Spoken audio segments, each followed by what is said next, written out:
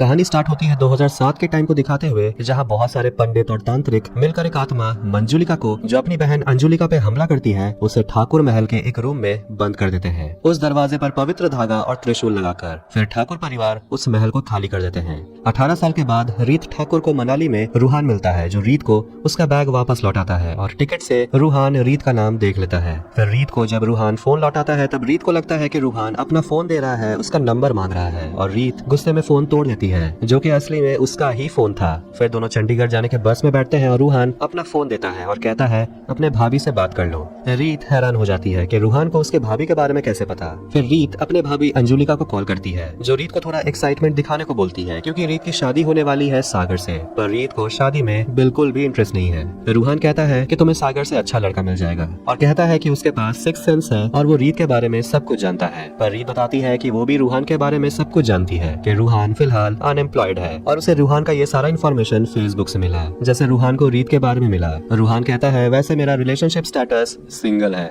बस एक होटल में रुकता है 20 मिनट के लिए, जहां दोनों बात करते हैं और रूहान अपने बारे में बताता है कि वो अपना टाइम घूमने फिरने में बिताता है, live in the moment type. तो रीत के फादर बहुत स्ट्रिक्ट है, इसलिए जब वो यहाँ 4 साल मेडिकल की पढ़ाई कर रही थी, तो वो कॉलेज के बाहर कहीं घूम ही नहीं पाई। इसलिए रूहान रीत को मनाता है एक म्यूजिक फेस्टिवल में चलने को, और रीत चंडीगढ़ के बस को छोड़कर रूहान के साथ चली जाती है। और फिर रात में दोनों को एक पुलिस से पता चलता है कि चंडीगढ़ जाने वाले बस का एक्सीडेंट हो गया है और एक भी पैसेंजर नहीं बचा, और उसी बस से दोनों चंडीगढ़ जाने वाले थे।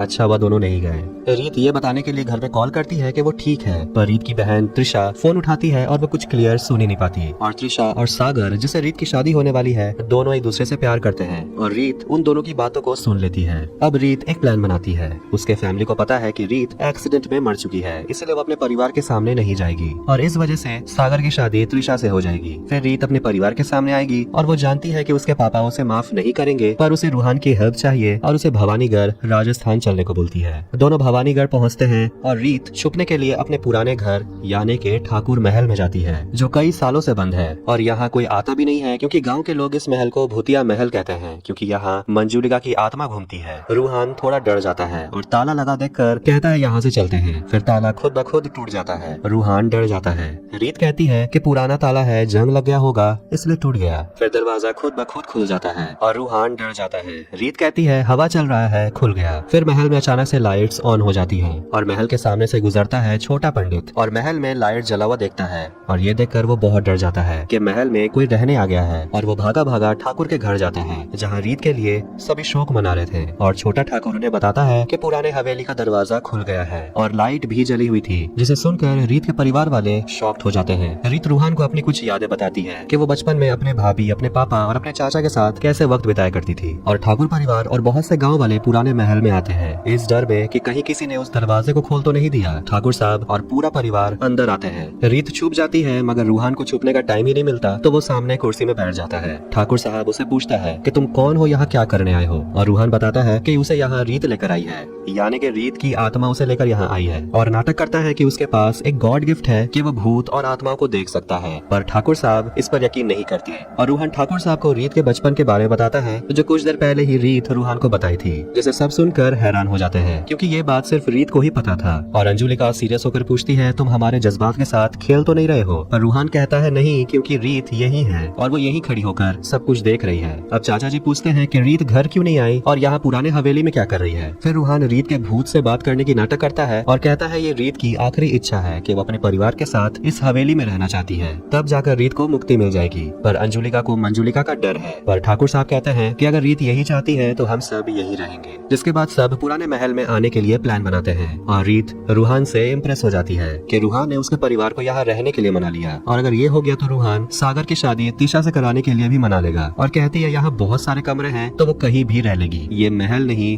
भूल भुलैया है। तभी महल के उस बंद कमरे से घुंघरुओं की आवाज आती है। अगली सुबह पुराने महल को साफ करवाया जाता है, और चाचा जी मंजुलिका की परछाई देखकर डर जाते हैं। महल में रीत के लिए चौथा चल रहा है, और यहाँ रीत मजे में खाना खा रही है, और रूहान नीचे जाकर परिवार वालों को बताता है कि रीत की एक और आखिरी इच्छा थी कि रीत की जगह अब त्रिशा की शादी हो। ये सुनकर सब हैरान हो जाते हैं, मगर त्रिशा शादी के लिए रेडी है और सागर भी रेडी है, पर रीत के पापा यानी कि ठाकुर साहब नहीं मानते और रूहान फिर से रीत के भूत को देखने का नाटक करता है और बताता है कि रीत अपने परिवार वालों के साथ गम में नहीं बल्कि खुशियों में शामिल होना चाहती है। इसलिए ठाकुर साहब त्रिशा और सागर की शादी के लिए हाँ कह देते हैं। फिर एक लड़की रज्जू आकर रूहान को कहती है कि वो रीत को बहुत मिस कर रही है और वो रीत के गले लगना चाहती है। रूहान बताता है कि वो सिर्फ भूतों को देख नहीं सकता, कभी कभी भूत उसके अंदर भी आ जाता है, इसलिए रज्जो रूहान के गले लग जाती है। इसके बाद रीत की नानी भी आती है जो रीत को यानी कि रूहान को गले लगा लेती है। फिर रूहान के रूम में सागर और त्रिशा आते हैं रीत से बात करने के लिए और पूछते हैं कि रीत को उनके बारे में कैसे पता। फिर रूहान नाटक करता है कि रीत को सब कुछ पता है और वो सिर्फ तुम दोनों को खुश देखना चाहती है। रीत भी अब रूहान को पसंद करने लगी है। आधी रात में एक कौवा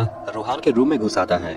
रूहान उस कौवे का पीछा करता है और रूहान के सामने एक आदमी होता है जिसका वो पीछा करता है और मंजुलिका के रूम तक जाता है और देखता है वो आदमी कोई और नहीं बल्कि रूहान ही है। तभी वहाँ मंजुलिका आती है जो पूछती है कि तुम यहाँ क्या कर रहे हो और उसे कहती है कि यहाँ कभी मत आना, तुमने बहुत से भूतों को देखा होगा पर मंजुलिका सबसे अलग है। अगली सुबह रूहान थोड़ा कंफ्यूज हो जाता है कि उसके जैसे दिखने वाले लोग कौन थे। तभी वहाँ छोटा पंडित आता है और एक अखबार में रूहान का फोटो दिखाता है और पूछता है कि आपका फोटो अखबार में क्यों है। रूहान कहता है क्योंकि वो भूतों से बात करता है, हो सकता है इसीलिए उसका फोटो अखबार में छपा है। और गाँव का मुखिया रूहान को अपनी माँ से मिलाता है और थोड़ी देर पहले उसकी माँ चल बसी और चाहता है कि रूहान उसके माँ के भूत से बात करे और पता लगाए कि उसकी माँ ने उनका सारा सोना कहाँ छुपाया है। पर रूहान डर जाता है कि वो ये कैसे करेगा। फिर बड़ा पंडित सबको बाहर चलने को कहता है ताकि रूहान अकेले में मुखिया की माँ की आत्मा के साथ बात कर सके। और बड़े पंडित की बीवी यानी कि पंडिताइन मुखिया की माँ के चेयर के नीचे एक खिलौना लगा देती है जिसका आवाज सुनकर रूहान डर जाएगा और रूहान डर भी जाता है जब उस खिलौने से हंसने की आवाज आने लगती है। पर रूहान उस खिलौने को देख लेता है और उसे फेंक देता है जिससे उस रूम में रखे सारे सामान एक दूसरे के ऊपर गिरने लगते हैं और तभी एक झूमर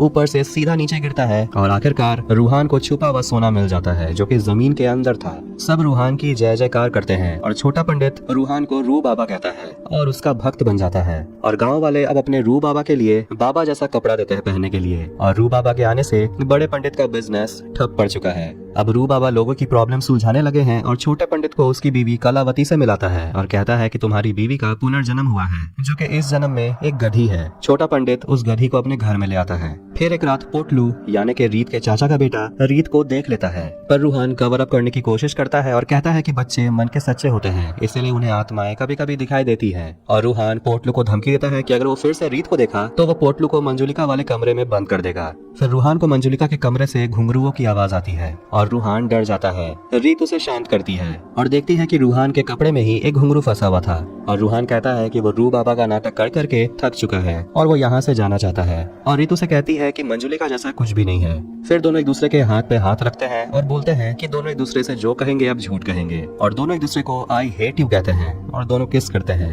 रात में रूहान और रीत के चाचा पीकर मंजुलिका के कमरे वाले दरवाजे को खोलने की कोशिश करते हैं, पर समय पर ठाकुर साहब और अंजुलिका वहाँ पहुँच जाते हैं और उन्हें रोकते हैं। और अंजुलिका उन्हें बताती है कि अंदर कोई साधारण आत्मा नहीं है, काला जादू करने वाली मंजुलिका है। और तब अंजुलिका बताती है अपनी कहानी कि सालों पहले मंजुलिका और अंजुलिका यहाँ राजस्थान आई थी अपने बाबा के साथ कोलकाता से, क्योंकि उनके बाबा को यहाँ पर हिसाब किताब करने का काम मिला था। वैसे दोनों तो जुड़वा बहनें थीं, पर उसके पापा अंजुलिका को ज्यादा पसंद करते थे जो मंजुलिका को बिल्कुल भी पसंद नहीं था। एक दिन उसके पापा मंजुलिका को काला जादू करते हुए पकड़ लेते हैं, पर ये तो बस शुरुआत था। मंजुलिका बस काला जादू तंत्र मंत्र ही करने लगी। मंजुलिका मन ही मन कुंवर को पसंद करती थी जो ठाकुर साहब का बेटा है, जिसके लिए अंजू और मंजू के पापा काम करते थे। ठाकुर साहब भी जानते हैं कि कुंवर को अंजुलिका पसंद है और इसीलिए वो कुंवर की शादी अंजुलिका से करवाने को मान जाते हैं। मंजू ये जानकर दंग रह जाती है। अंजुलिका और कुंवर की शादी हो जाती है। शादी के दिन मंजू अंजू के कपड़े का टुकड़ा ले लेती है और उसके कंघी से उसके कुछ बाल ले लेती है और आधी रात में घर के बाहर चली जाती है, जो मंजुलिका के पापा देख लेते हैं और देखते हैं कि मंजुलिका काला जादू कर रही है। और मंजुलिका के बाबा उस पर चिल्लाते हैं और कहते हैं कि उसकी सिर्फ एक ही बेटी होती तो अच्छा होता। और मंजू अपने पापा को स्टैब करके मार देती है और अपने बाबा को कहती है कि आज से सिर्फ आपकी एक ही बेटी रहेगी। और वो अपने बहन के कमरे में जाकर अंजुलिका को मारने की कोशिश करती है, पर जब कुंवर मंजू को रोकता है तो मंजू उसका गर्दन दबाकर एक हाथ से उसे उठा लेती है और अंजुलिका को मजबूरन मंजुलिका को मारना पड़ता है। पर मंजुलिका की आत्मा कुंवर को फर्स्ट फ्लोर से नीचे गिरा देती है और इससे पहले मंजुलिका की आत्मा किसी और को नुकसान पहुंचाए, तांत्रिक मिलकर मंजुलिका को उस कमरे में बंद कर देते हैं। और अंजुलिका रूहान को बताती है कि मंजुलिका की वजह से उनके परिवार के 8 सदस्य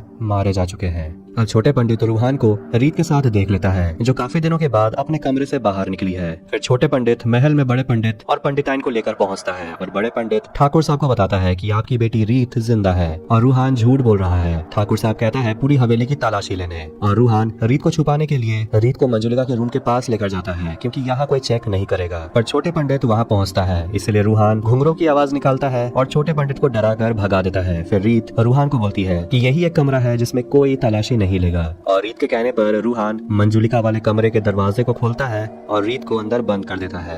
और रीत को भी लगता है मंजुलिका सब बकवास है, पर मंजुलिका असली में है। अब किसी को रीत नहीं मिलती और अंजुलिका रूहान से माफी मांगती है कि उन्होंने रूहान के शक्तियों पर शक किया। फिर रात में रूहान मंजुलिका के कमरे में जाता है रीत को ढूंढने, पर रीत पोजेस्ड हो चुकी है और आमी जो तुम्हार गाने पे पागलों की तरह नाचने लगती है। और रूहान ये देखकर डर जाता है और मंजुलिका को बोलता है उसे छोड़ देने, पर ये रीत नाटक कर रही थी और कहती है कि मंजुलिका जैसा कुछ भी नहीं है। और फिर रीत रूहान के साथ अपने रूम के लिए चली जाती है। अगले दिन संगीत में सब मौज मस्ती कर रहे होते हैं, पर अंजुलिका को लगता है कि रीत की आत्मा शायद नाराज है, इसलिए रीत इतना तोड़ फोड़ मचा रही है। पर रूहान जानता है कि यह मंजुलिका है, क्योंकि कल रात उसने दरवाजा खोल दिया और सारे ढोल नगाड़े हवा में उड़ने लगते हैं। और अंजुलिका सोचती है कल रीत और रूहान पे शक किया गया, इसीलिए रीत शायद नाराज है। और रूहान नाटक करते हुए रीत के आत्मा को बोलता है ये सब बंद करने। फिर सब बाहर की तरफ देखते हैं कि रीत सामने की दीवार पर चल रही है, पर असली में ये मंजुलिका है। पर दूर होने की वजह से लोग यही सोचते हैं कि वो रीत की आत्मा है। रूहान ये सच जानता है कि रीत नहीं, ये मंजुलिका का भूत है, और वो रीत के कमरे में जाकर उसे यहाँ से चलने को बोलता है। पर रीत भी डरी हुई है, क्योंकि उसकी वजह से ही मंजुलिका बाहर आई है, पर वो जाने से मना करती है क्योंकि वो एक ठाकुर है। बड़े पंडित अपने पंडिताइन को चुड़ैल की तरह रेडी करता है, और बड़े छोटे और पंडिताइन बात करते हैं कि संगीत में उन्होंने चीजों को नहीं उड़ाया, और सोचते हैं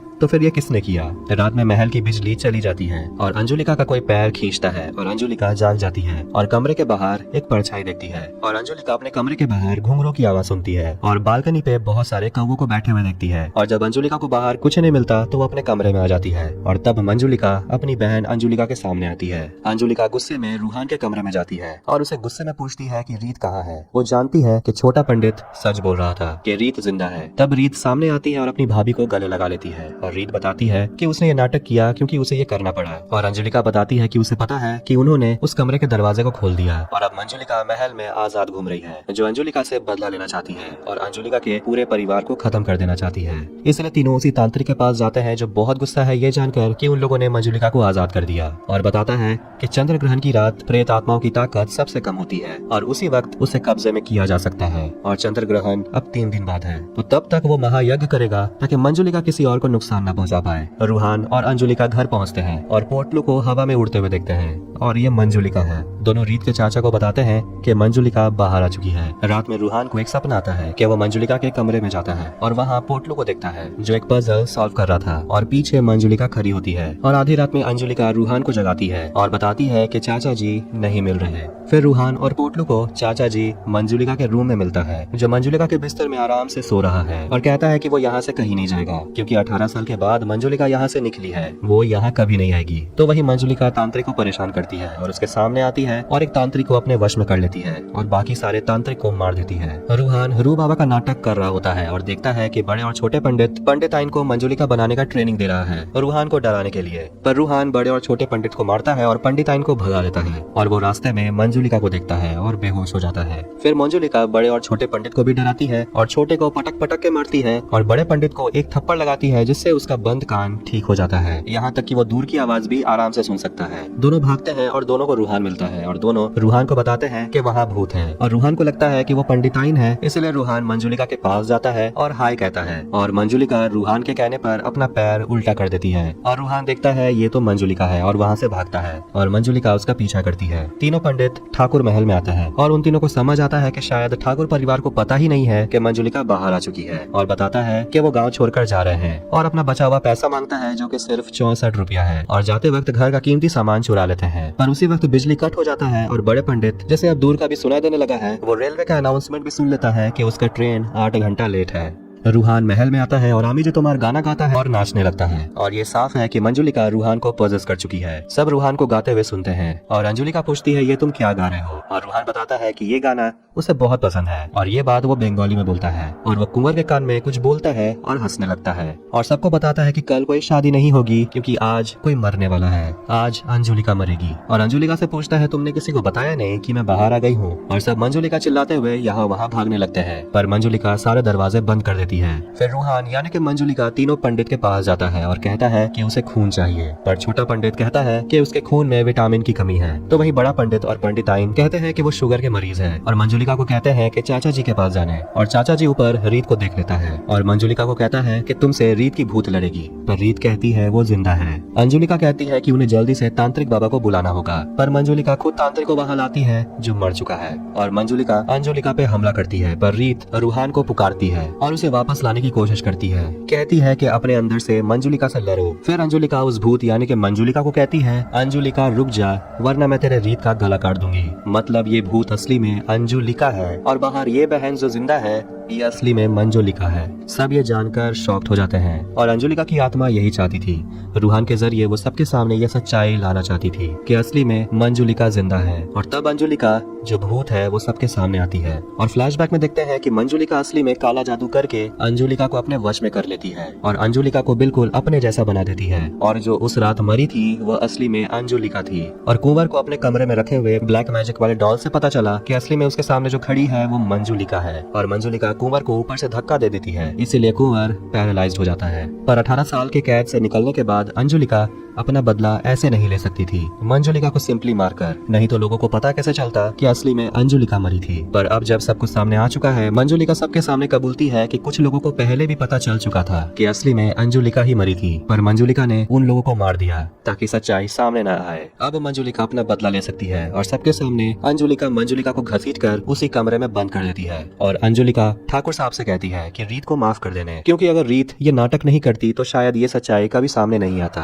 और रूहान को भी थैंक यू कहती है उसके दर्द को समझने के लिए। तभी मंजुलिका अंदर से दरवाजे को पीटने लगती है और अंजुलिका सभी को जाने को बोलती है और अंजुलिका अंदर जाती है और मंजुलिका को मार देती है। वेल हमें ठीक से पता नहीं कि अंदर क्या हुआ और सब महल से निकल जाते हैं और महल को फिर से बंद कर दिया जाता है और इसी के साथ भूल भुलैया 2 यही एंड होती है। तो वीडियो पसंद आया तो वीडियो को लाइक करें।